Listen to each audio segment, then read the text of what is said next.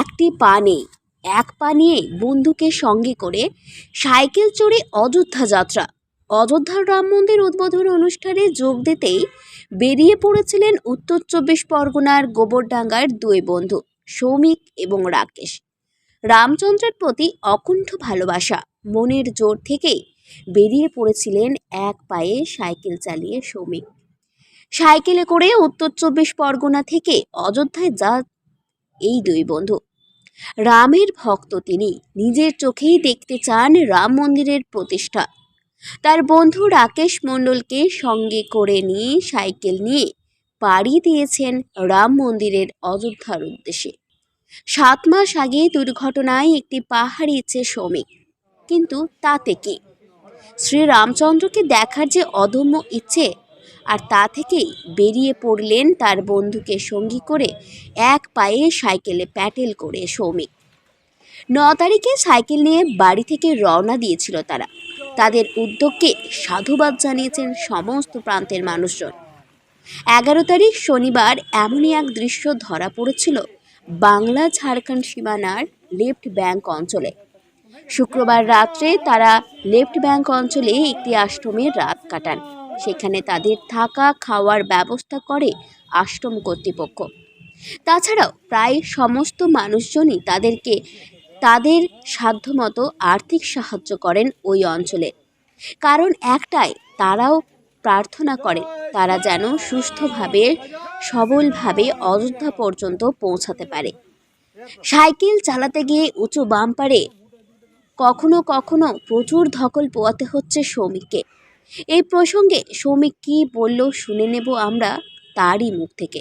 ভারত তথা বাঙালি হিন্দু, মানে বাঙালি বলেও কথা না, গোটা ভারতবাসীর গর্ব রামচন্দ্র। তো রামচন্দ্র দীর্ঘ 500 বছর পরে আমাদের তার রাজ্যে ফিরছেন।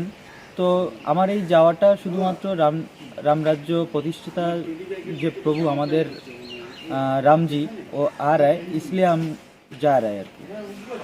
কোথা থেকে আসছেন? আমি এসেছি গোবরডাঙ্গা 24 পরগনা থেকে অযোধ্যা ফিরে।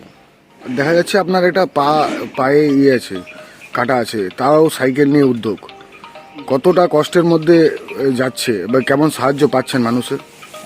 না, প্রত্যেকটা একবার ওভারফ্লাই উঠলে আর পরে আর ইচ্ছা করে না সাইকেল চালাতে। কিন্তু মোটামুটি এখনও অবধি ওয়েস্ট বেঙ্গল থেকে প্রায় 35-40টা ওভারফ্লাই মতো পার করেছি। তারপরেও মোটামুটি এখনও ঝাড়খণ্ডে অনেক পাহাড়ের উপর দিয়ে যেতে হবে। কষ্ট তো হবেই, অলরেডি হচ্ছে, পা ফুলে গেছে, কিন্তু যেতে হবে রামচন্দ্রের চরণে, এইটুকুই জানি। সেই নাম নিয়েই পথ চলা শুরু। কি মনে হচ্ছে 22 তারিখে আগে পৌঁছে যাবেন? এখনও 650 কিলোমিটার বাকি আছে। আশা রাখি রামচন্দ্র কৃপায় পৌঁছে যাব। আপনার নাম? সৌমিক গোলদার, গোবরডাঙ্গা। সৌমিকের এই অদম্য ইচ্ছে রামচন্দ্রকে দেখার, রামলালার প্রতিষ্ঠা, এ রাজ্যের সমস্ত মানুষজনই কুর্নিশ জানিয়েছে সৌমিককে, সাথে তার বন্ধু রাকেশকেও। এটা দেখার সকল সনাতনীদেরই আগ্রহ যে আমাদের যে রামকে আমরা আমাদের দেবতা বলে মানি, তিনি আবার তার রাজ্যে ফিরছেন। এটা সবারই আগ্রহ থাকে দেখার। তো আমাদেরও আগ্রহ জাগলো যে আমরা দেখব, আর যে রামের জন্য আমাদের এত লড়াই, আর রামের জন্য আমরা অনেক সংগ্রাম করে মার খেয়েও এই পর্যন্ত লড়াই করে এসছি, আর যে রামের প্রাণ প্রতিষ্ঠা হচ্ছে সেটা যদি আমরা না দেখতে পারি তো আমাদের মনকে শান্তি দিতে পারবো না। তাই জন্য আমাদের এই উদ্যোগ যে আমরা সাইকেল নিয়ে অযোধ্যায় যাব।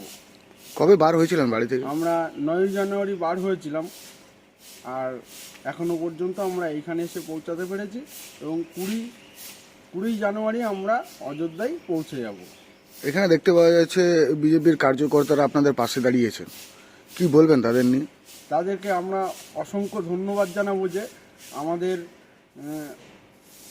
বাড়ি থেকে বেরোনোর পর পর্যন্ত আমাদের শুধু বিজেপি কার্যকর্তা নয়, রাস্তার মানুষ যেভাবে আমাদেরকে সাহায্য করছে, সকলকে আমরা তাদেরকে কৃতজ্ঞতা জানাবো যে আমাদের এইভাবে সাহায্য করার জন্য, এবং আরও আমাদের 3টে রাজ্য পার হতে হবে। তো আমরা চাইবো যেন আরও আমাদেরকে পাশে থাকে এবং সাপোর্ট দেয়। এটাই আপনার নাম? বলবো। আমার নাম রাকেশ। প্রিয় দর্শক বন্ধু, এইরকমই আরও নিত্য নতুন ভিডিও পেতে আমাদের চ্যানেলটিকে লাইক করুন, আর আরও অন্য রকমের কিছু ভিডিও পেতে আমাদের চ্যানেলটিকে সাবস্ক্রাইব করুন।